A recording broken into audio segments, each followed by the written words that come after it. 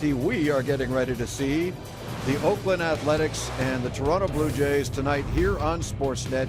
Here is Oakland's lineup, led off by the speedy Lawrence Butler, who plays in right field. Their number 4 hitter, Brent Rooker, boy, he has really found his way in Oakland.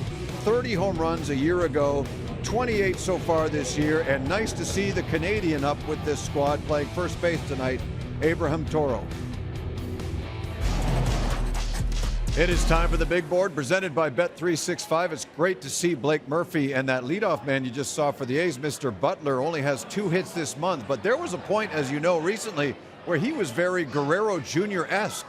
He was, and him and Brent Rooker together doing a little bit of an Aaron Judge, Juan Soto impression. Lawrence Butler had to go down to AAA to figure some things out. Since he came back up to the majors on June 18th, you see here how he and Brent Rooker rank among All-American League hitters in homers, slugging, OPS, and yes, I included Vladimir Guerrero Jr. on this list just to highlight how hot he's been over that stretch as well. But Butler's fascinating. He was a prospect who people thought, yeah, he'll get into some power as a corner outfielder.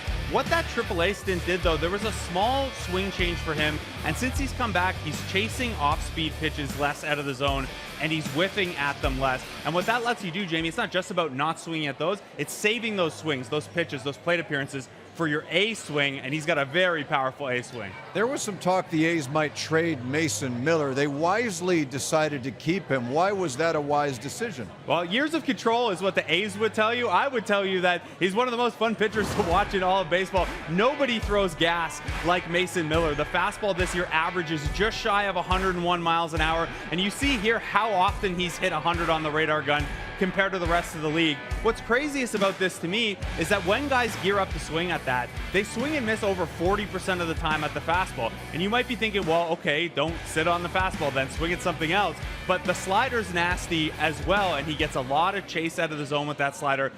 Guys are so geared up for the fastball, Jamie, that even when he throws it outside of the zone, guys swing it at almost 40% of the time, swing and miss half the time. You're just so locked in that you got to catch up to that fastball. He gets a lot of guys getting outside of their game plan. In recent years, the Blue Jays have led the league in promoting sons of former Major League Baseball players, and there's another one getting close. There is. Will Wagner was acquired in the Yusei Kikuchi trade from the Houston Astros. Got a chance to talk with him on Jays Talk Plus yesterday. Smart kid, good approach, and he's off to a great start with the Bisons. He's 9 for 18 with 4 walks in his first couple games here, showing a good approach at the plate. He's a very Jays kind of hitter. He's going to walk more than he strikes out, good line drive rate, and yes, Jamie, of course, he plays all over the diamond. The Bisons have used him primarily at second base so far, but he's played third, he's played short, he's played first. The only thing he told me on the show, though, he's been used as an emergency pitcher once before. Even with the family pedigree, he's not that interested in doing it again. Son of elite closer Billy Wagner. That is Blake Murphy, and that is the big board presented by Bet365. Whatever the sport, whatever the moment, it's never ordinary at Bet365.